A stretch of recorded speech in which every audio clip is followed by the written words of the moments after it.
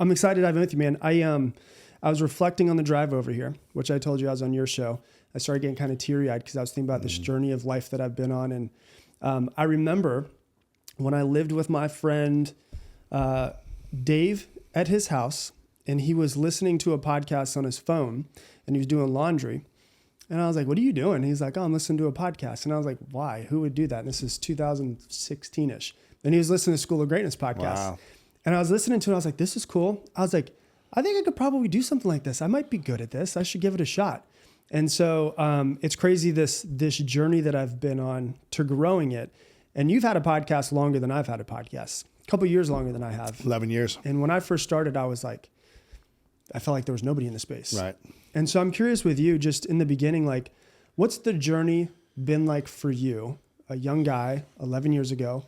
I think I'm going to do this thing that not many people are doing, to now over billions of views and downloads. If you take a step back and like think about it, what's the journey been like for you, and what are some things that you've learned along this journey? A lot of gratitude for the journey, because I've had over 1,500 episodes. So I've got to meet a lot of incredible minds and individuals from all walks of life, business, sports, arts, all these different things, science. And so I feel completely grateful for the proximity that I have to inspiring people. Yeah. People with resources, with knowledge, with, results that I can learn from. And then extremely grateful that I can record it and share it with other people, just like what you do. So grateful for that. But also my mind goes to all the things I wish I could have done differently. Right? It's like I'm grateful for all the good. And I'm like, man, if I would have just focused a little bit better this first 5 years, how much more impact could we have? What do you think you've learned about yourself through the process? Like, because putting yourself out there online is a scary thing, because you're basically putting yourself out there to be judged by people, possibly judged by people. To have people say that they don't like you, they don't like your message, they don't like what you look like, it's putting us up to one of our biggest fears as humans, which is the fear of judgment and the fear of other people's opinions. Yeah. And so what I have found is through the years, I don't care about any of those things anymore, but it wasn't that way years ago. And so I'm curious, like, what are some of the hurdles that you had to overcome within yourself to decide I'm going to build this massive personal brand? I think I did. I think I was smart in a certain way early on, because I didn't want to make it my name. I think I had too much fear around being the authority. I didn't think I was smart enough back then or had enough experience. I was 30 years old. So I didn't call it the Lewis House Show. I called it the School of Greatness with my name. And I think that gave me a lot more peace, because I can make it about others.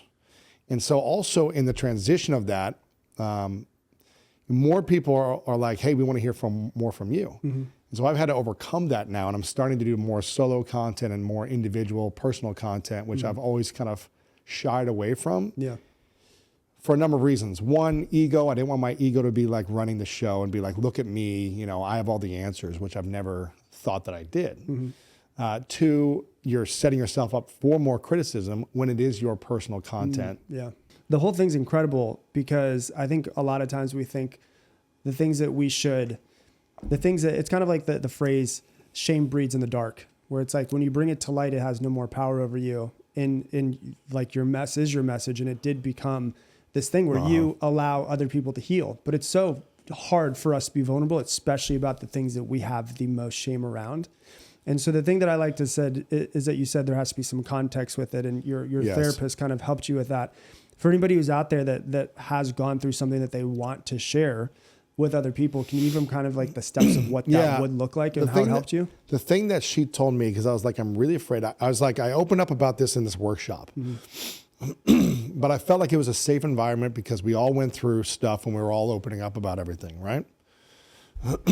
So, and I may never see some of these people again, although I built great relationships with them, so it became different. But I was like, my friends and my family is very close. And what if they don't accept me? What if they don't love me? Then what? And she said, ask the question for each one of your family members before you tell them this, and make sure you feel good about their response when you ask them this question. And the question was, first setting some context. So I called each one of them. I wasn't in the same city as them at that time. So I called each one of them, my family. And she said, set the context first and say, hey, listen, there's been some reflections that I've been going through in my life that I've been thinking about, and some realizations I've been having.